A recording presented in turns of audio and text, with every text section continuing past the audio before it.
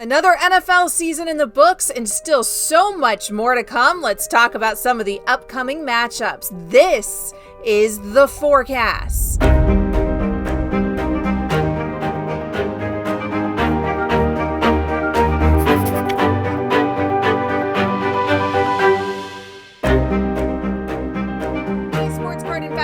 I'm Amber Wilson, happy to be back here with you for another episode of The Forecast. We have another week of the NFL coming up, and I have a couple games for you this week. Now, last week, I talked about a matchup of two undefeateds. This week, I don't have undefeateds to give you, but I am going to talk about a couple teams that we haven't gotten an opportunity to talk about on this show before yet. And of course, if you missed last week's episode, it's still on the channel. Hit the subscribe button if you haven't done so already. It's the bell icon. It's free. It's simple. It's easy. You can do it right now while you're watching me, and then you won't miss any of our content if you missed that show last week. Before I get into this week's matchups, though, I want to remind you guys that we have a new version of Market Movers. It's called Market Movers Lite. It's half the price of Market Movers Pro. If you haven't checked it out already, what the hell are you doing? Go check it out. MarketMoversApp.com is our brand new website for it. And on Market Movers Lite, you can get all the card price charts that you see on today's episode and plenty more. So if you want the kind of info that I give you, but you want it on demand, you want it at your fingertips, go right there, MarketMoversApp.com. All right, let's hop into some players here. And the first matchup that I'm going to talk about is the Chargers and the Broncos. That game is at 4:05 on Sunday. Now, not the most exciting matchup in the entire world in terms of the teams that are playing, but it is worth revisiting the Chargers here. We have talked a little Chargers on this show before, but it's worth revisiting the Chargers because of Justin Herbert. And of course, Justin Herbert looks like he is the breakout star of that last 2020 draft. So far, he's got more touchdowns and less interceptions than Joe Burrow, who of course was drafted number 1 in this past draft, and Justin Herbert was drafted 6th. I'm pretty sure right now the Chargers are quite happy that the Dolphins passed on Herbert in order to draft Tua. Of course, remains to be seen if that's going to work out for the Dolphins or not. But we do know that 6th pick is working out for the Los Angeles Chargers. Justin Herbert has been tearing it up. According to DraftKings Sportsbook, he's the favorite right now to win Offensive Rookie of the Year. Last week, the Chargers, they got their first win.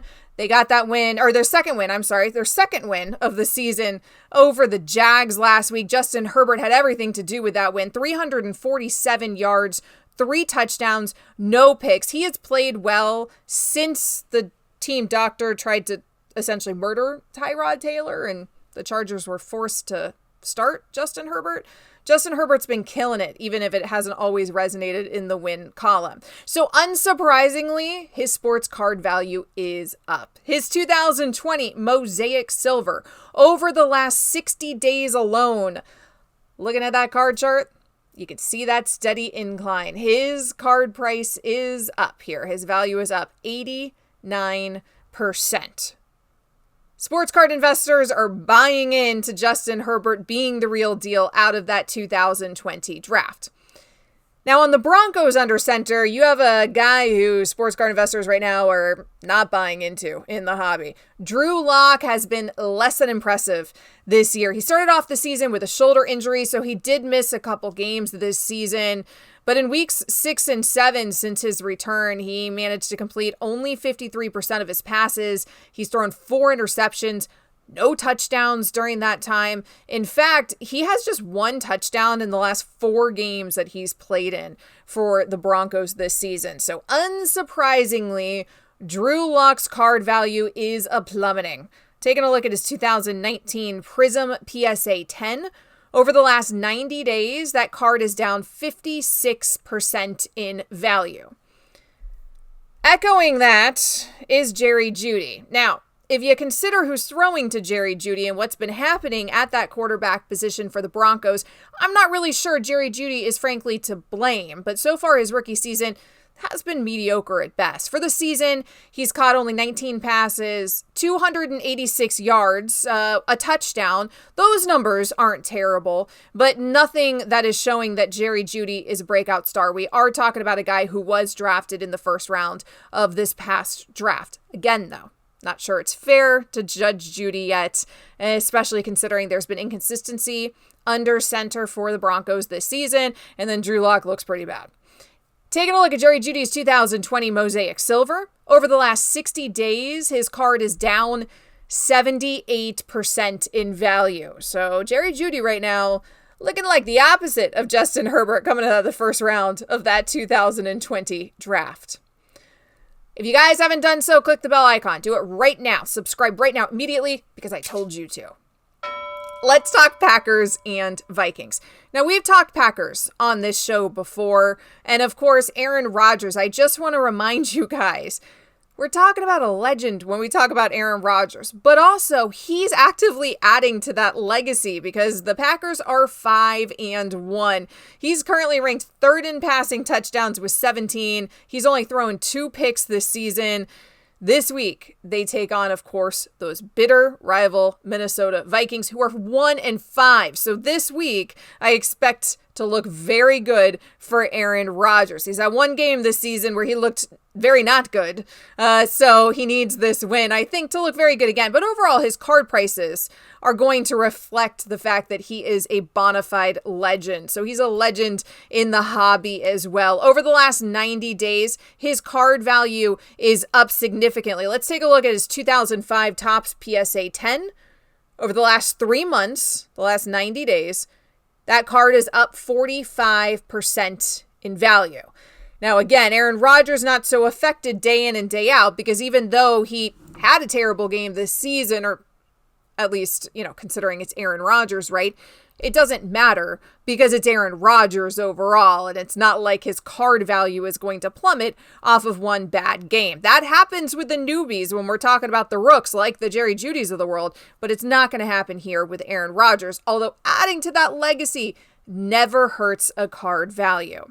Let's talk about another Aaron Jones. When he's been healthy this season, Aaron Jones has been dangerous. In the 4 games he's played, he's averaging nearly 100 yards rushing and a touchdown per game.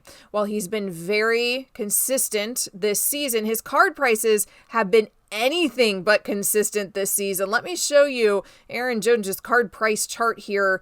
This is his 2017 Prism Silver PSA 10. Now, this card is up over the last 90 days. So overall, 3 months worth, it's up 55% in value. But look at those dips there and spikes. I mean, it is an absolute roller coaster when you're looking at Aaron Jones's card chart. His card value is all over the place. But overall, it's up in value. Let's talk Davante Adams. He's had some monster games this year. Now, last week against Houston, he racked up 13 catches, 196 yards. He had a couple touchdowns. And the last time that the Packers faced off against the Vikings, Adams had 14 catches for 156 yards and 2 touchdowns. Adams is further solidifying his spot as a top-tier receiver in this league, and he looks to have another huge game this coming Sunday. So let's take a look at Adams' 2014 Prism Silver. And over the last 90 days, his card value is up 75%. I expect that to continue after Sunday. We've got to talk about Kirk Cousins. Now, this year, Kirk Cousins has faced lots of criticism for his play. As the quarterback of a 1-5 team, that's to be expected, and his job is definitely on the line at this point. For a guy making $30 million a year, you're very disappointed by what's been happening up there in Minnesota, right? 11 touchdowns, 10 interceptions through 6 games. That's not going to get the job done when you're getting paid that kind of money, both for the Vikings organization and for investors in Kirk Cousins cards. So let's take a look at his 2012 Topps Chrome PSA 10. Over the last 3 months, over the last 90 days, the hobby is not taking a liking to Kirk Cousins. His card value is down 48%.